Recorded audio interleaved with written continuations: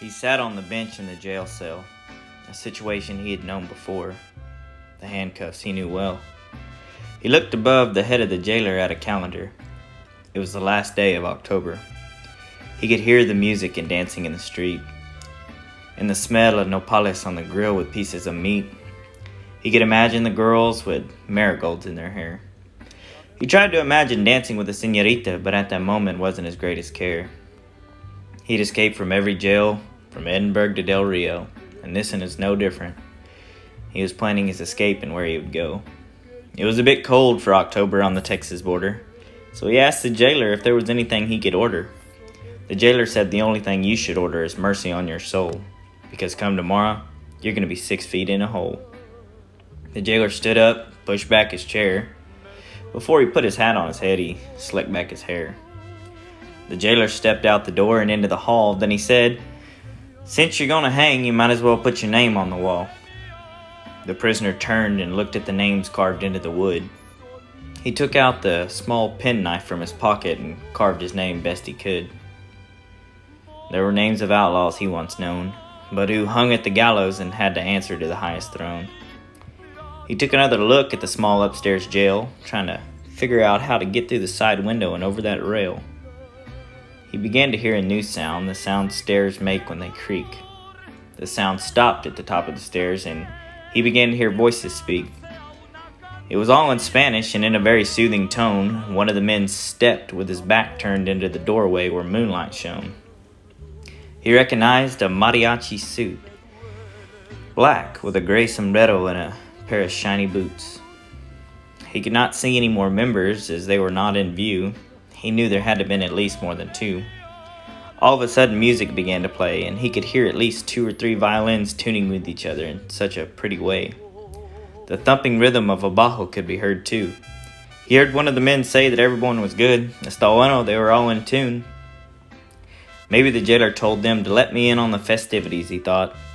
So he shifted back and propped his legs up on his cot. He heard the shuffle of boots as they prepared to enter the room. Just then, without anyone touching it, the cell door opened with a loud boom. He looks hard, but the shadow cast by the large sombreros keep their faces hidden from sight. That was the case until the band stepped into the moonlight. The first white of bone on the trumpeter's hand reflected from the moon's glow through the window pane. He shook his head and looked closer, thinking surely he was insane. One by one, mariachis stepped into the quarters of the man. What he saw made him jump to his feet and stand. 6 skeleton musicians lined up in front of him in perfect formation, steady, all holding their instruments so proper at the ready. 2 trumpeters on the outside, 2 fiddlers next to them, and the bajo and last violin in the middle. "Buenas tardes," the bajo player said in more of a question or a riddle. Before the man could ask of their presence, the soft beginning notes of El Deguello came from their trumpets. He knew that the last song this time was played, no one survived. "Estar de los días," said the bajo player, and the man did comply. On his knees, while the fiddlers took their part, he began to feel a pain in his heart. He looked up while clenching his chest, and there, standing before him, was a man risen from rest. It was the spirit of the first man he ever killed, and the pain in his heart was how the bullet would have felt. The prisoner's shirt began to feel hot and damp. He could make out the stain of blood from the oil lamp. His legs began to burn and feel wet too. He tried to get up, but he couldn't move. Looking down at his hand stuck out holding him up, another spirit appeared very abrupt. The ranger he had ambushed and shot in both legs and left to die.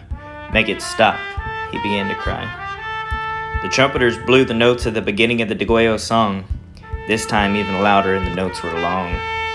The pain grew stronger in a new spot, piercing in his side, another in the chest. He leaned back on the cot. "Quit this now," he pleaded, but the mariachis did not care what he needed. His head was on fire. He could feel blood streaming down his face. There were now 6 spirit men standing in the place. The Deguello was so loud he could not hear himself as he screamed. He was trying to wake himself up and say he had dreamed.